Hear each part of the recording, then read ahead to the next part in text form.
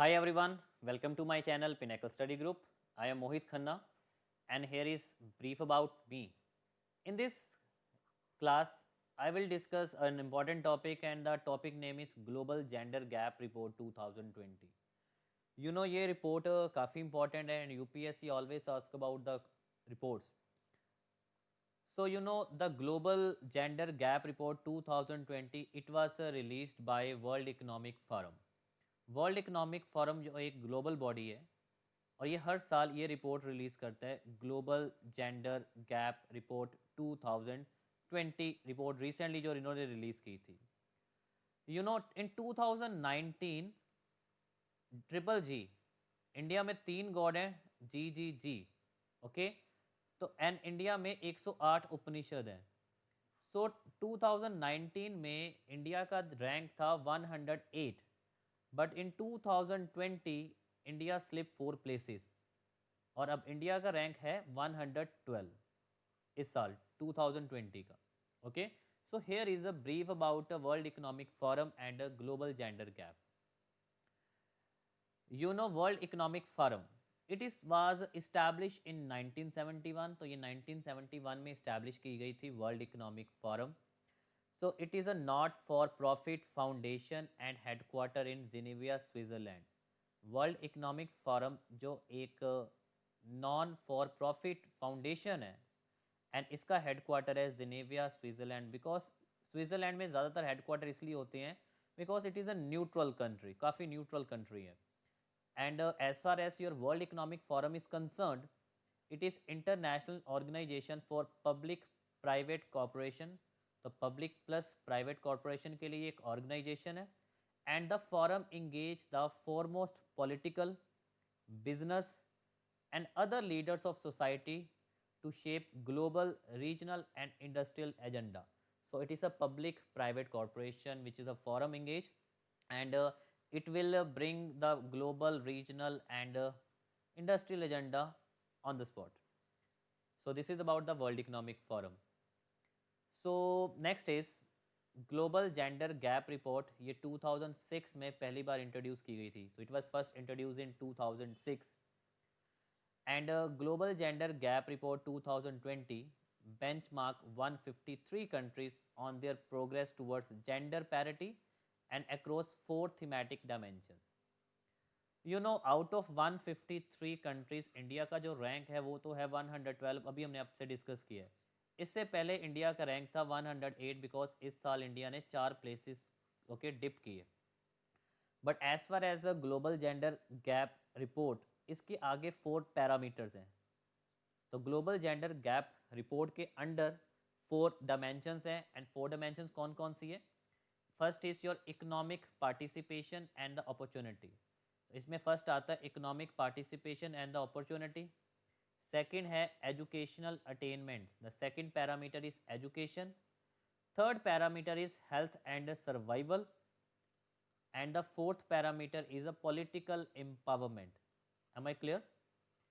So as far as a global gender gap report, India ranked 112 out of 153 in 2020 but इसके अंदर जो 4 dimensions हैं 4 parameters हैं आपको वो भी याद रखना है economic participation and opportunity first second is education third is health and survival and fourth is political empowerment So in addition, this year reports examine the gender gap prospect in the profession of the future.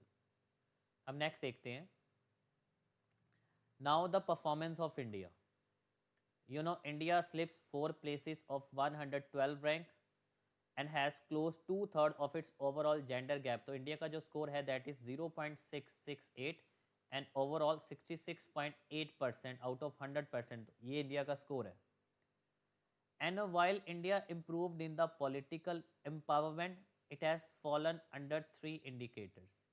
अभी हमने बात की है कि India का जो global gender gap report है जिसमें फर्दर 4 पैरामीटर्स हैं तो पॉलिटिकल एम्पावरमेंट में इंडिया ने इम्प्रूव किया है पर रैदर तीनों में इंडिया स्लिप हुई है clear and India is the only country among the 153 countries where the economic gender gap is larger than the political. Okay तो India is the only country जिसमें इकोनॉमिक जेंडर गैप पॉलिटिकल से ज़्यादा है. So let me show you the first.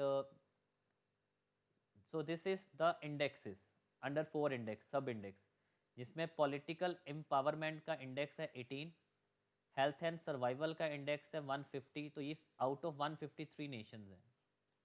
These all are 153 nations. Okay education में 112 है and economic opportunity and participation में अगर देखेंगे तो 149 रैंक आउट ऑफ 153. तो ओनली 4 कंट्रीज बिहाइंड. ओके तो इंडिया का सबसे अच्छा रैंक है पॉलिटिकल एम्पावरमेंट में. बट अगर हम सबको एवरेज लें तो इंडिया का रैंक है 112. क्लियर. एंड नेक्स्ट देखिए. So widening of health and the survival gap is mainly due to the abnormally low sex ratio at birth. हमारा जो हेल्थ और सर्वाइवल में इतना कम रैंक क्यों है? Because sex ratio at birth काफ़ी कम है. That is 91 girls out of 100 boys. Okay, so 91 girls out of every 100 boys. And the second reason was the violence against women, the women के again violence.